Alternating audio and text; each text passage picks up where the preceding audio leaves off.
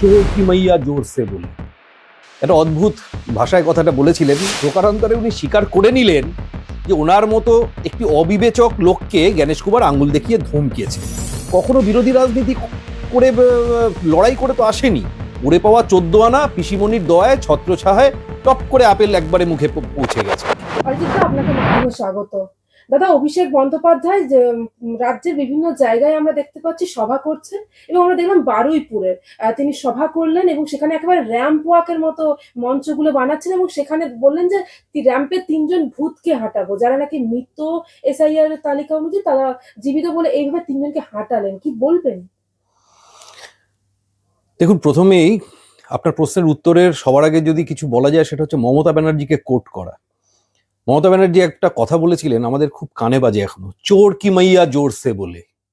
একটা অদ্ভুত ভাষায় কথাটা বলেছিলেন। আসলে বাংলা ভাষায় আমরা যেটা বলি চোরের মায়ের বড় গলা, ওটাকেই উনি তো ওনার মতো করে ভিয়েতনামিজ, সিংহলিজ সব ভাষা জানেন, তা সেটাকে আবার উনি অনুবাদ করে দিয়েছিলেন চোর কি মাইয়া জোরসে বলে। তাই এখানেও চোর কি মাইয়া জোরসে বলে। কেন?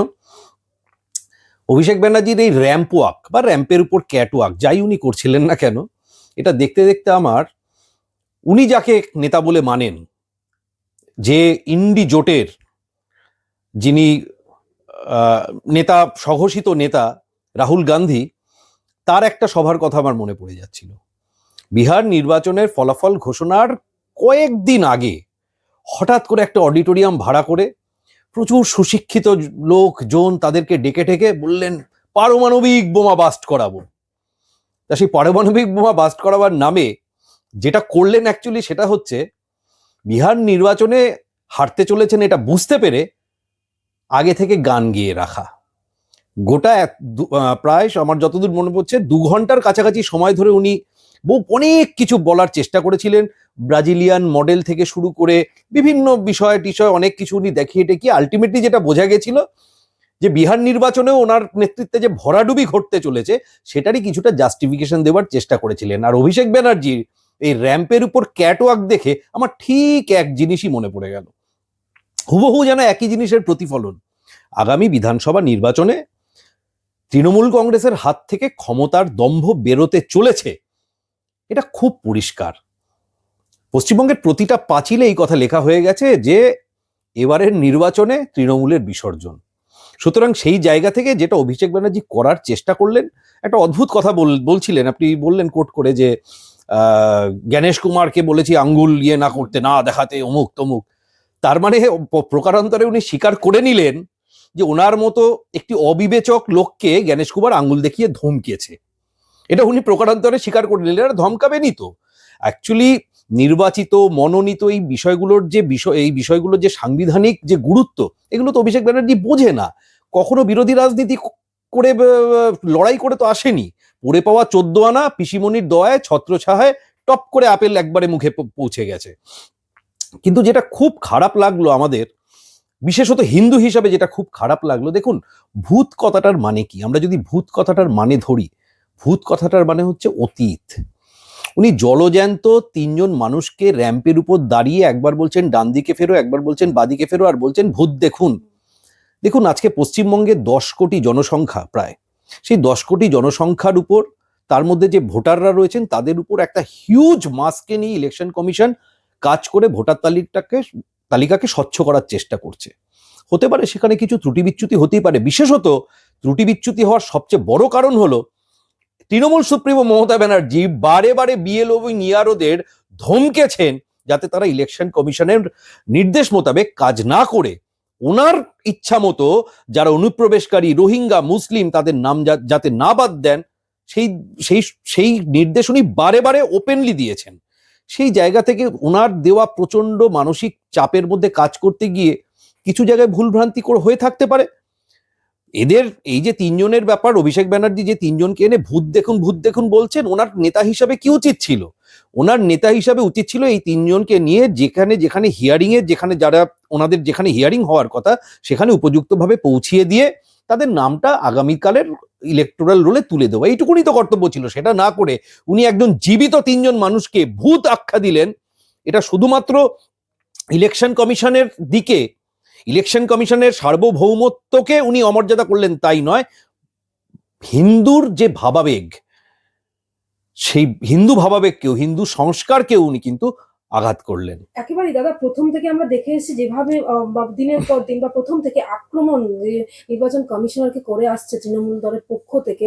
অভিষেক বন্দ্যোপাধ্যায় দীর্ঘদিনের সাংসদ, তিনি একেবারে আজকেও আলিপুরদুয়ারে গিয়ে উনি বললেন যে পিস সরকার থেকে বেশি জাদু করতে পারেন, ভালো জাদু করতে পারেন নির্বাচন কমিশনার, এবং তার নামে যেভাবে কটাক্ষ করে উনি মন্তব্য করছেন, কি বলবেন? দেখুন, সমস্যা হচ্ছে যে এই ধরনের আহ,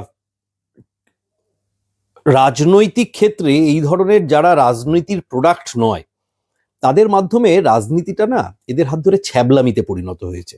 বেসিক্যালি অভিষেক ব্যানার্জি যেটা করছেন এটাকে ছ্যাবলামি বলে, এছাড়া কিছু না। কোনো রাজনৈতিক নেতা এই ধরনের বক্তব্য বা এই ধরনের কথা বলতে পারেন না। আসলে যেটা হয়েছে, বিগত 10-12 বছর ধরে কয়লা, গরু, ইট, সমস্ত যে সিন্ডিকেটগুলো, সেগুলোর যে তোলাবাজি করতে করতে করতে করতে অভিষেক বন্দ্যোপাধ্যায়ের মাথা থেকে এখন রাজনীতি ব্যাপারটাই বেরিয়ে গেছে। মাথায় যেটা রয়েছে সেটা হচ্ছে শুধুমাত্র তোলাবাজি আর সেই সিন্ডিকেট অপারেট করা। সেই জায়গা থেকে যখন অভিষেক ব্যানার্জি আজকে বুঝতে পারছেন যে ইলেকশন কমিশন সাংবিধানিকভাবে যে এসআইআর পরিচালনা করছে সেখানে কোনো ত্রুটি সে খুঁজে পাচ্ছে না, এবং এর এফেক্ট যেটা হতে চলে এটা অভিষেক ব্যানার্জির কাছে খুব পরিষ্কার। দুটো জিনিস অভিষেক ব্যানার্জির মাথার স্ক্রু ঢিলা করে দিয়েছে। নাম্বার ওয়ান, তৃণমূল সরকার ভেবেছিল যে তার যারা কর্মচারী, যাদেরকে দিয়ে এসআইআর এর কাজ করাচ্ছে নির্বাচন কমিশন, তাদেরকে ওরা যা বলবে, অর্থাৎ তৃণমূল সুপ্রিমো মমতা ব্যানার্জি এবং অভিষেক ব্যানার্জি যা বলবে তারা তাই করবে। সেটা হচ্ছে না, সেটা করতে পারছে না। কেন পারছে না? কারণ যারা রাজ্য সরকারি কর্মচারী হলেও এসআইআর এর কাজের মধ্যে যারা নিয়োজিত রয়েছে, তারা জানে যে তারা যদি ইলেকশন কমিশনের নির্দেশ মোতাবেক সংবিধানকে মান্যতা দিয়ে কাজ না করে, তাহলে তাদের যে চাকরি সেটা চলে যাবে।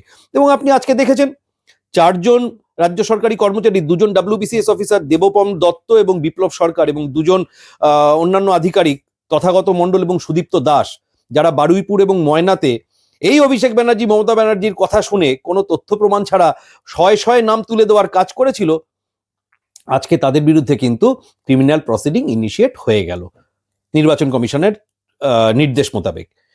এর সাথে কি দ্বিতীয় আর একটা কোথায় ঘা খেয়েছে, 2010 থেকে 2024 সাল পর্যন্ত লক্ষ লক্ষ অনুপ্রবেশকারী রোহিঙ্গা বাংলাদেশি মুসলিমদের এই মমতা ব্যানার্জি অভিষেক ব্যানার্জির সরকার বিভিন্ন প্রশাসনিক স্তরের মাধ্যমে কাস্ট সার্টিফিকেট, কোন কাস্ট সার্টিফিকেট না, ওবিসি সার্টিফিকেট ইস্যু করে দিয়েছিল, এবং যাতে পশ্চিমবঙ্গের যারা হিন্দু ওবিসি ভাই বোন, তাদের অধিকার ছিনিয়ে নিয়ে এই ওবিসি সার্টিফিকেট ওবিসি কাস্টের ওবিসির আন্ডারে নিয়ে আসা হয়েছিল এই লক্ষ লক্ষ অনুপ্রবেশকারী রোহিঙ্গা এবং বাংলাদেশি মুসলিমদের।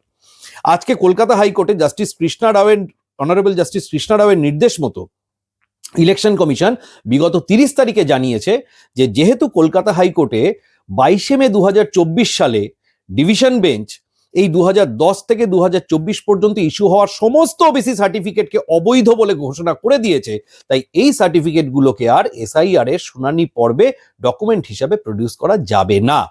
তো এই জোড়া ধাক্কায় পড়ে অভিষেক ব্যানার্জি মমতা ব্যানার্জির যেটুকুনি বা নাটবল্টু টাইট ছিল সেটুকুনিও ঢিলা হয়ে গেছে। আপনি দেখছেন না কিরকম অদ্ভুত অদ্ভুত কথা বলছে মমতা ব্যানার্জি নিজেও, কথার কোনো মাথা মুন্ডু নেই। অভিষেক বন্দ্যোপাধ্যায় আরো বলছেন যে তিনি বলেছেন যে কত বাংলাদেশি পশ্চিমবঙ্গে আছে তালিকা প্রকাশ করুন, দিল্লিতে নির্বাচন কমিশনারকে বলেছেন।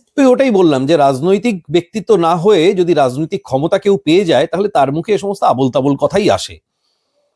নির্বাচন কমিশনের কাজ হচ্ছে স্বচ্ছ ভোটার তালিকা তৈরি করা। আচ্ছা, আপনি বলুন তো, এই যে আপনার পাশেই, আপনি যেখানে আছেন এখান থেকে কয়েক কিলোমিটার দূরেই নিউ টাউনের রেগজুয়ানি, ঘুনি, আটঘরা ইত্যাদি বিস্তীর্ণ অঞ্চল থেকে হঠাৎ করে শয়ে ঝুপড়ি খালি হয়ে গেল, টিনের দরজায় তালা পড়ে গেল। আজকের দিনে গেলেও সেখানে একটা লোকজন দেখতে পাওয়া যাচ্ছে না, যেখানে আজ থেকে 6 মাস আগে পা ফেলা যেত না, গিজ গিজ করতো লোকে। তারা কোথায় চলে গেল? তারা কি কোনো নথিতে নাম লিখে দিয়ে গেছে যে হ্যাঁ আমরা এই যে নাম লিখে দিয়ে গেলাম, এবার এই নামটা ইলেকশন কমিশন প্রকাশ করবে যে এরা ভোটার নয়? এসব বোকা বোকা অদ্ভুত অদ্ভুত কথা বলছে। যারা ভোটার লিস্টে নাম তোলার যোগ্য, যারা ভারতবর্ষের বৈধ নাগরিক, ইলেকশন কমিশন তাদের নাম ভোটার লিস্টে তুলবে। ইলেকশন কমিশনের কাজ বৈধ ভোটার তালিকা পাবলিশ করা। অবৈধ অনুপ্রবেশকারী তারা কোথায় পালিয়ে যাচ্ছে তাদের নাম কি পাবলিশ করা তো ইলেকশন কমিশনের কাজ নয়। এই যে অভিষেক বন্দ্যোপাধ্যায় বলছে যে বাংলা কি বুঝিয়ে দিয়ে এসছি, এটা কি বলবেন? হ্যাঁ, বাংলা এবার সত্যি উনি বুঝাতে এসছেন না বুঝতে এসছেন সেটা দেখতে হবে, কারণ বাংলা অনেক কিছু ওনাদের হাত ধরে দেখেছে। বাংলা রবীন্দ্র ভারতীতে খালি গায়ে বিয়ারের বোতল মাথায় নিয়ে এদেরই পোষ্যপুত্রদের জামাল কদু নাচতে দেখেছে। বাংলা বোলপুর মিউনিসিপ্যালিটির দক্ষতায় অবনীন্দ্রনাথ ঠাকুরের অবনপল্লীতে অবনীন্দ্রনাথ ঠাকুরের যে স্মৃতি বিজড়িত বাড়ি ছিল সেটাকে গুঁড়ো গুঁড়ো হয়ে যেতে দেখেছে। বাংলা কোনো একজন মহান খেলোয়াড়ের মূর্তি প্রতিষ্ঠা হয়েছে এই সরকারের হাত ধরে, যার পায়ের কাছে স্বামী বিবেকানন্দের মাথা, সেটাও দেখেছে। তাই বাংলা কি জিনিস এবার মমতা ব্যানার্জি, অভিষেক ব্যানার্জি 2026 এপ্রিলের পর খুব ভালো করে পরিষ্কারভাবে বুঝে যাবে। भारत के हृदय प्रदेश मध्य प्रदेश की धरती, जहां परंपरा और प्रगति का संगम है, और यहीं भोपाल में पहली बार आयोजित हुआ ग्लोबल इन्वेस्टर्स समिट 2025। प्रधानमंत्री नरेंद्र मोदी जी के कर कमलों से शुरुआत और केंद्रीय गृह मंत्री अमित शाह जी का मार्गदर्शन। इसमें शामिल हुए 9 देश, 25,000 से अधिक निवेशक और 100 से ज्यादा विदेशी प्रतिनिधि। समिट में हुए 89 MOUs पर हस्ताक्षर, 600 से अधिक बीदोग और 5,000 प्लस बीदोग मीटिंग्स, 26 लाख करोड़ से ज्यादा निवेश, जिनसे 17 लाख से अधिक रोजगार सृजित होंगे। मुख्यमंत्री मोहन यादव के नेतृत्व में सिंगल विंडो सिस्टम, 29 दिन में भूमि आवंटन और उद्योग एवं रोजगार वर्ष 2025 जैसी पहले मध्य प्रदेश बना देश का तीसरा सबसे बड़ा निवेश आकर्षण। यह सिर्फ एक समिट नहीं, बल्कि आत्मनिर्भर भारत की दिशा में मध्य प्रदेश की ऐतिहासिक छलांग है। मध्य प्रदेश उद्योग एवं रोजगार का नया गढ़।